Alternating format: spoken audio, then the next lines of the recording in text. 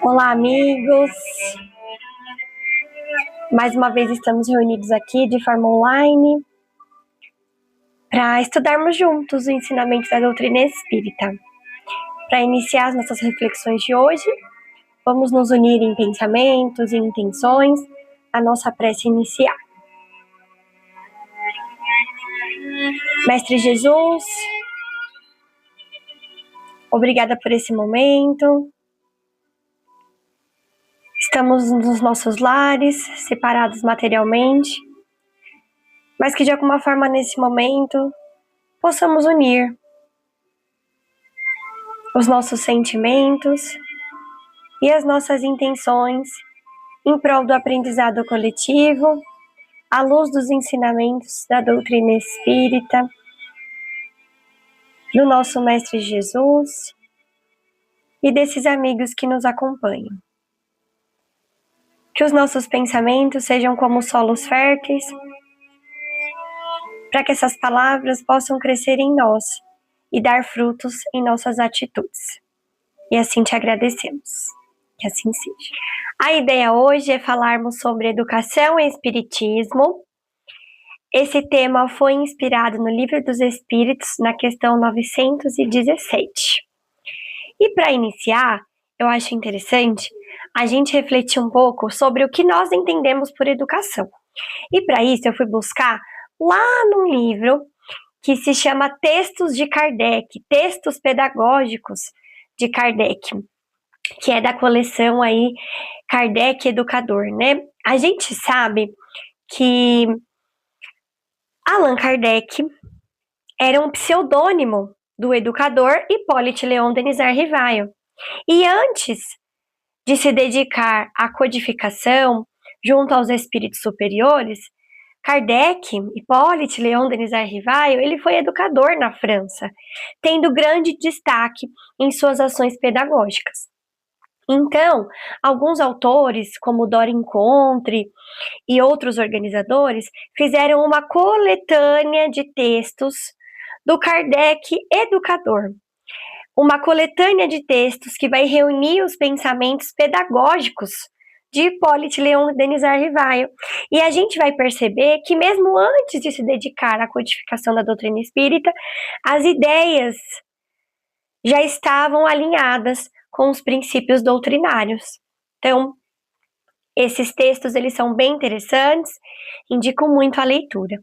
E um desses textos, Hippolyte Léon Denis Rivail, Allan Kardec, coloca que a educação é a arte de formar homens, a arte de fazer eclodir nele os germes da virtude, abafar os vícios, desenvolver a inteligência e dar-lhes a instrução própria às suas necessidades. Percebam que esse texto foi escrito antes das obras da codificação, mas eles estão alinhados aos princípios da doutrina espírita. Numa palavra, continuando aí o texto, a meta da educação consiste em o desenvolvimento simultâneo das faculdades morais, físicas e intelectuais.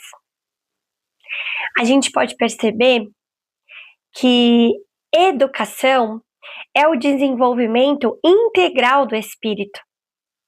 Educação não resume somente as ciências, mas também ao lado moral e também ao lado físico, porque precisamos desse aparelho material quando estamos encarnados. Precisamos que ele esteja funcionando em sua inteireza para que a gente consiga exercer também o nosso papel aqui no mundo enquanto encarnados. Então, é um espiral, uma coisa depende da outra. Eu preciso ter as minhas faculdades físicas funcionando perfeitamente, eu preciso me desenvolver intelectualmente e tudo isso deve concorrer também para o meu aprimoramento moral. Então, para a gente começar essa nossa reflexão, é importante ter alinhado esse conceito de educação, E olha que bonito quando ele fala aqui, né, que a educação é a arte de eclodir no ser humano os germes da virtude e abafar os do vício. Então, olha que beleza! E olha como a doutrina espírita contribui para isso, colocando em cada um de nós os germes, a semente das virtudes, das boas atitudes, faz com que a gente reflita sobre tudo aquilo que a gente precisa melhorar e assim a gente vai abafando os nossos vícios, não só os vícios materiais, mas também e principalmente os vícios morais. E para a gente pensar nesse percurso educativo que nós vamos percorrendo ao longo das nossas encarnações, é muito interessante observar lá no Livro dos Espíritos, a partir da questão 100 e as questões subsequentes a essas, a escala espírita. Porque nessa sequência do Livro dos Espíritos, a gente vai aprender que nós fomos criados simples e ignorantes. Simples na forma e ignorantes no saber. E de uma maneira bem simples, a gente pode classificar a escala espírita em 3 ordens principais. A terceira ordem dos espíritos imperfeitos, a segunda ordem dos bons espíritos e a primeira ordem dos espíritos puros. E aqui nós temos a imagem, né?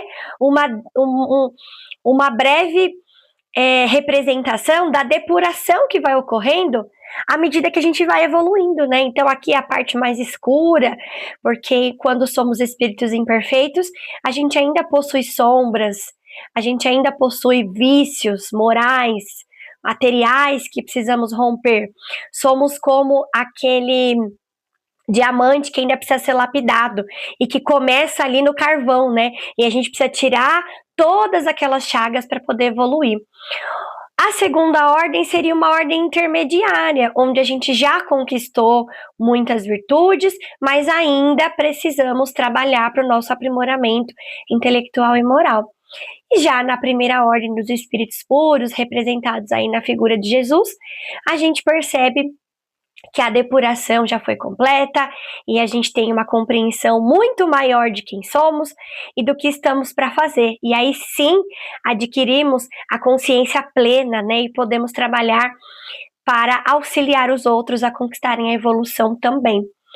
E eu indico muito a leitura desse trecho, o estudo desse trecho lá no Livro dos Espíritos, porque a gente vai ver que cada uma dessas ordens possui classes, né? Então, os espíritos imperfeitos têm outras classificações, tem subclasses também, né? Para explicar as especificidades que nós temos. Porque eu me considero ainda um espírito imperfeito.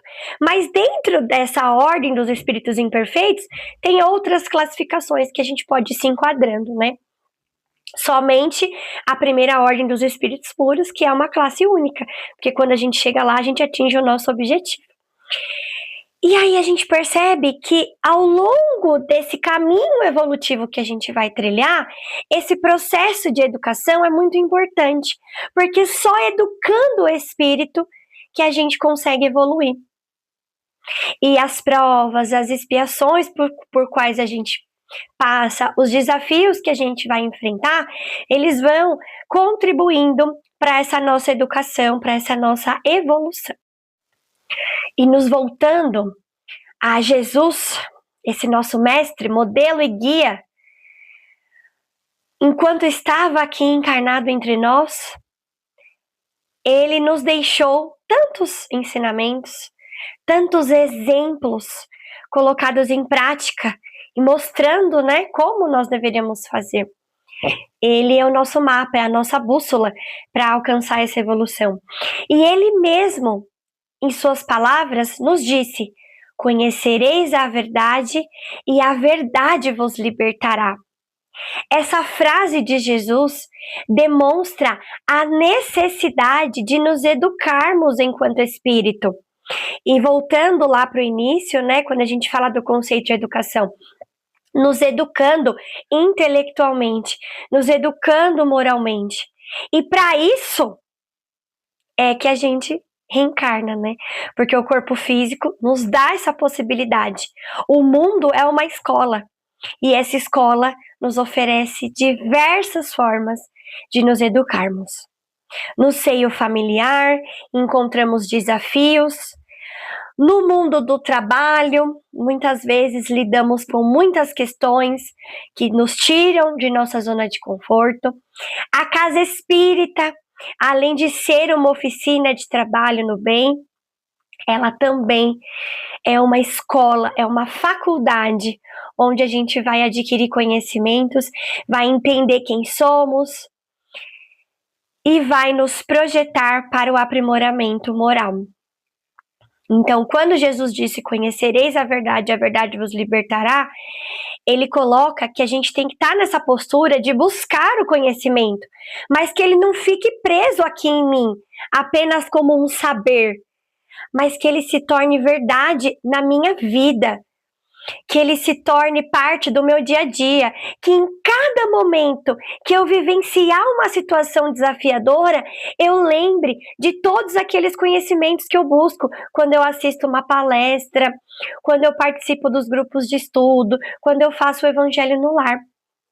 O estudo que o Espiritismo nos oferece, ele não se encerra lá naquela 1h30, 2 horas que a gente fica na casa espírita, ele se estende nas situações. Sabe aquela coisa que a gente fala, nossa, isso aqui dói em mim, esse é aquele calo no meu pé que me lembra de uma dor. Então é para isso que eu devo direcionar o meu olhar, porque todas aquelas coisas que me incomodam, elas estão demonstrando algo em mim que ainda precisa de reparo, algo em mim que ainda precisa de melhora. Ainda no Livro dos Espíritos, lá no finalzinho, se eu não me engano, na questão 1019, naquela parte, né, do capítulo Sede Perfeitos, onde ele vai falar sobre como a gente vai atingir essa evolução, essa perfeição, como a gente vai avançar na escala espírita, que a gente acabou de ver, o Kardec pergunta, né, para os espíritos, como que a gente pode atingir isso? E os espíritos respondem para ele, conhece-te a ti mesmo. E depois, né, dando sequência ao estudo, à leitura, Santo Agostinho coloca um texto, faz um comentário que eu acho muito interessante, que ele fala assim, fazei o que eu fazia quando estava encarnado.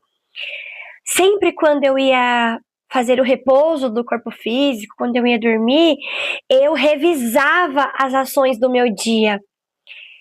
Então, ele explica que ele fazia um escaneamento, ele fazia ali uma lista, né, mental das ações que ele tinha realizado no dia e ele observava o que tinha sido positivo, que era o que ele tinha que continuar fazendo, e tudo aquilo que foi negativo, que não foi legal, que ele deveria modificar.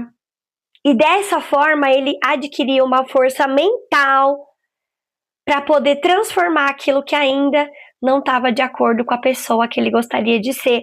E só assim que a gente melhora. Nós não somos perfeitos. Estamos ainda como espíritos inferiores buscando o nosso aprendizado. Então é claro que a gente vai errar, mas se a gente se voltar para a nossa bússola, para o nosso guia, que é Jesus, que dentro dos seus ensinamentos, dentro da doutrina espírita, vão enumerando as ações que nós temos que realizar para adquirir essa perfeição, essa evolução, a gente vai ter sempre um foco, um norte. Então, quando eu saio desse caminho, eu reflito e logo eu volto e tento reparar as minhas ações.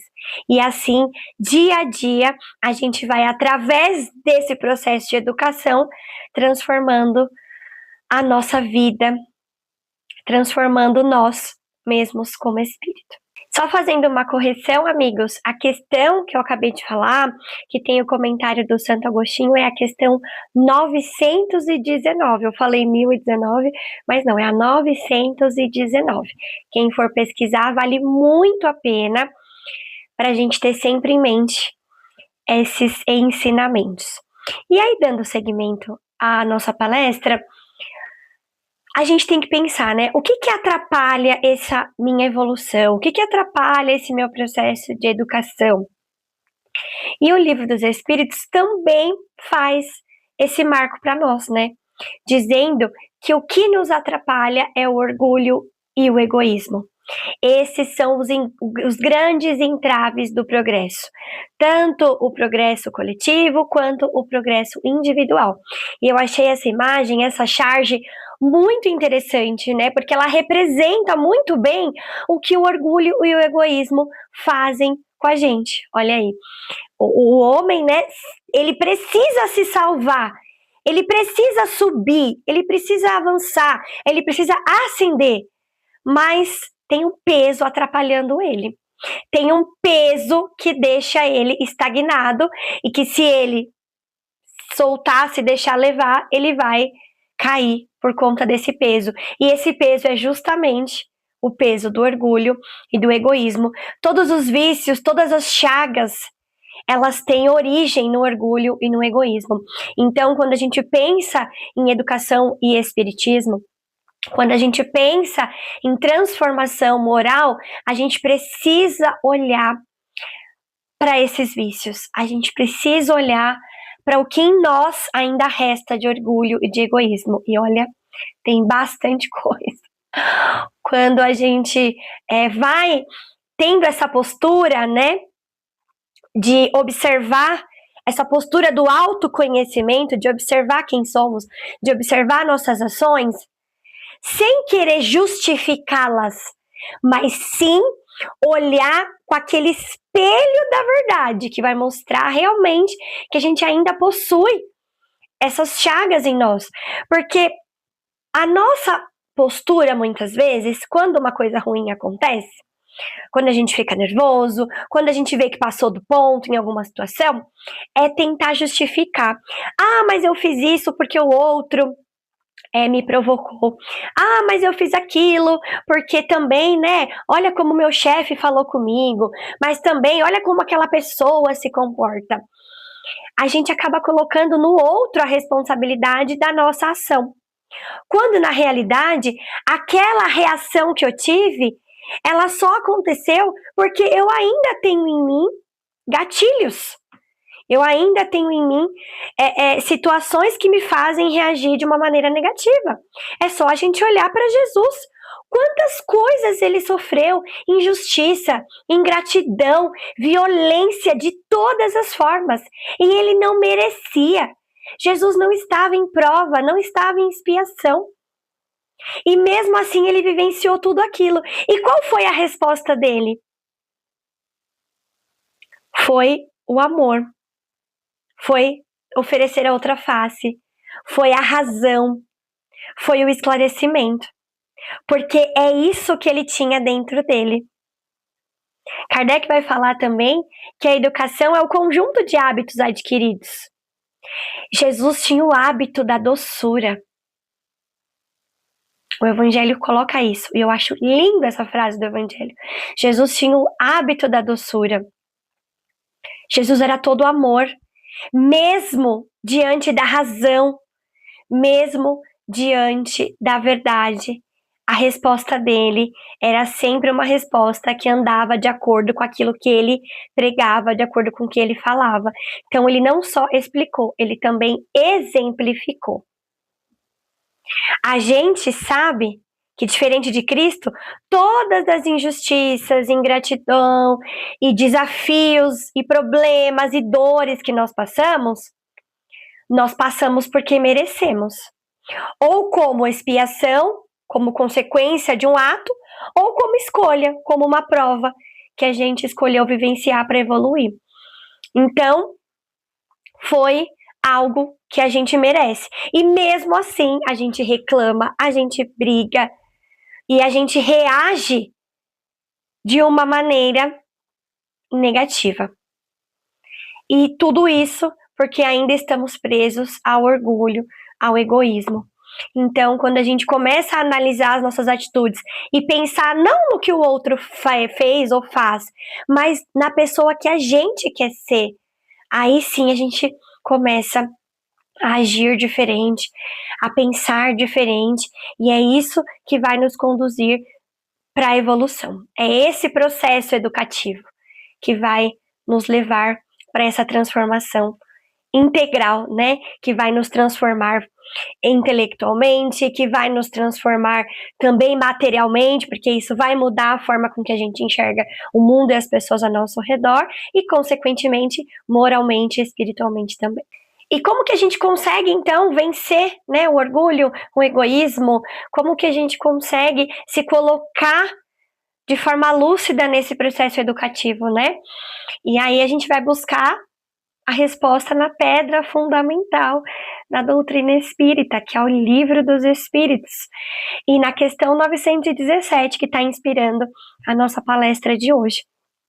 E nessa questão, ele vai, né, dar continuidade, vai falar da questão do egoísmo, de como o egoísmo nos atrapalha, né, como o orgulho, o egoísmo vai interferindo no nosso processo evolutivo. E os espíritos, eles colocam na resposta que o espiritismo bem compreendido, quando estiver identificado com os costumes e as crenças, transformará os hábitos, as usanças e as relações sociais. Os espíritos falam também na resposta dessa questão 917 que o espiritismo bem compreendido faz com que a gente veja as coisas de tão alto que o sentimento da personalidade desaparece de alguma forma perante a imensidade. Quando a gente estuda a Gênese e a gente vai pensar no universo, né? A gente pensa no macro, que a Terra ela faz parte de um sistema muito maior e que a gente é tão pequenininho, né? E eu acho que é isso que ele quer dizer nessa questão.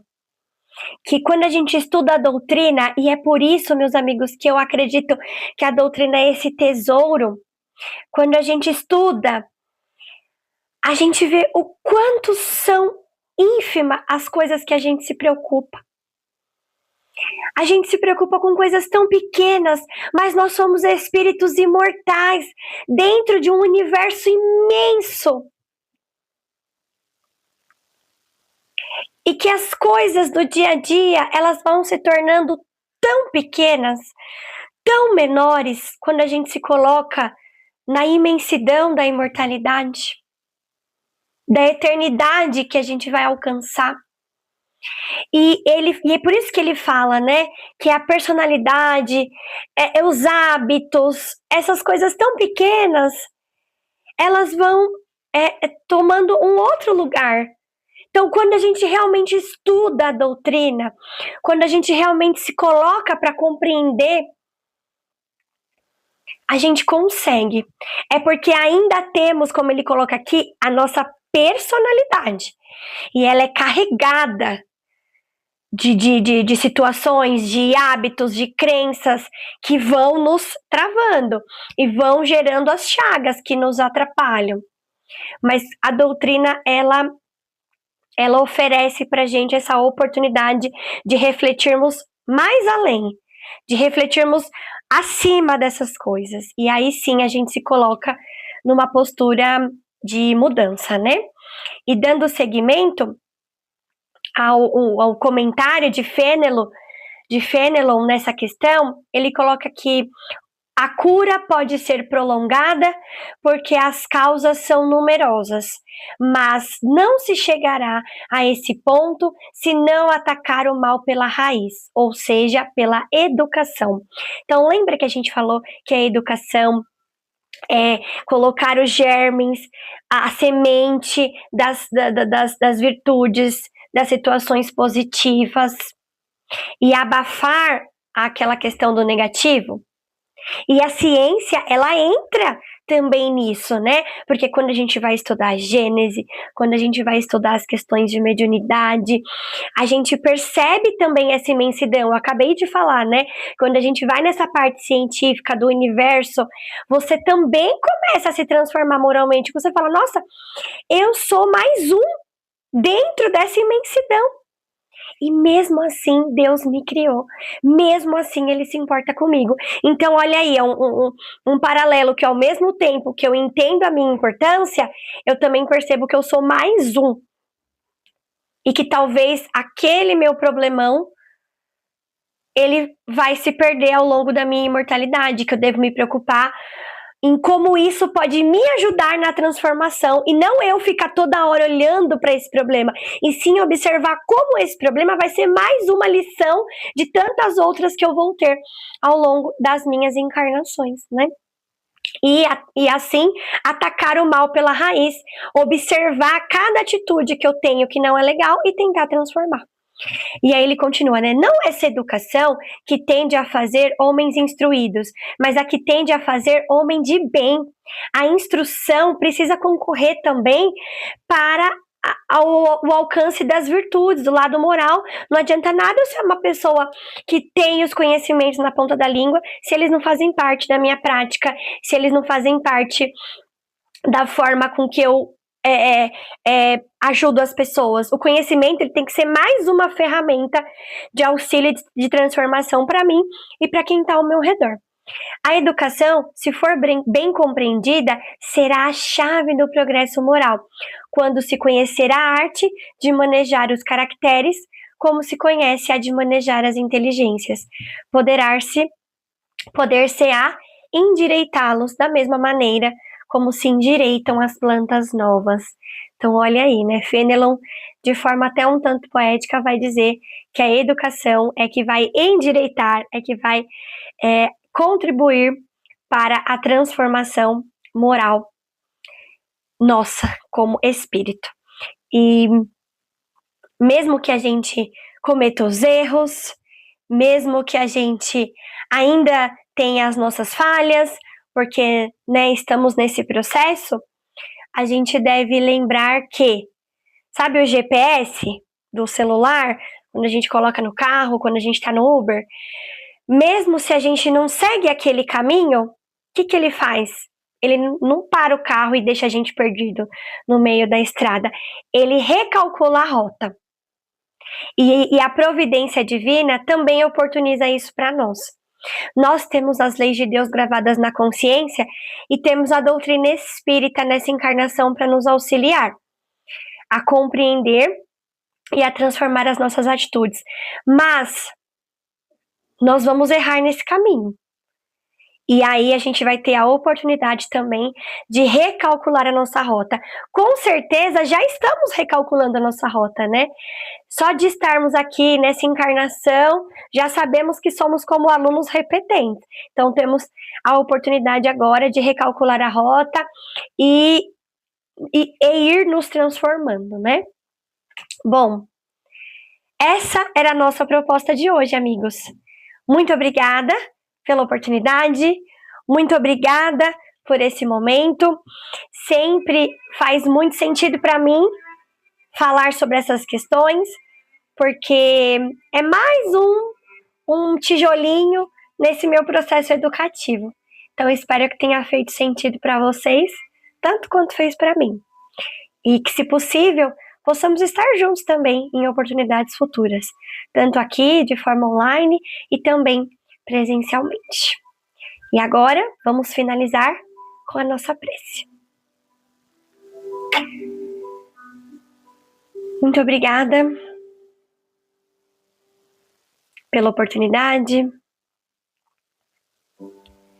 Muito obrigada por esse momento. Porque a doutrina espírita, de fato, é um tesouro. E é aquilo que vai fazer alcançar-nos a riqueza. Mas não a riqueza material, e sim a riqueza da transformação moral. Vibramos por todos nós que possamos seguir juntos em aprendizado. Vibramos por aqueles amigos desencarnados que nos acompanham também, que eles possam receber esse auxílio. Vibramos pelos irmãos trabalhadores do bem, que também torcem pela nossa melhora, pela nossa instrução, pelo nosso ganho de conhecimento e evolução.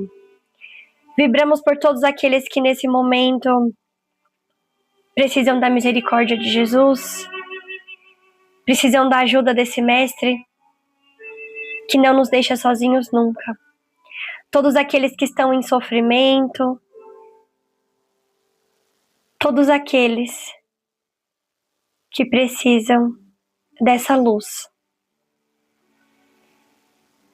E que em oportunidades futuras, Mestre, possamos estar novamente juntos, vibrando e rogando sempre. E nós te agradecemos. Que assim seja. Muito obrigada e até a próxima.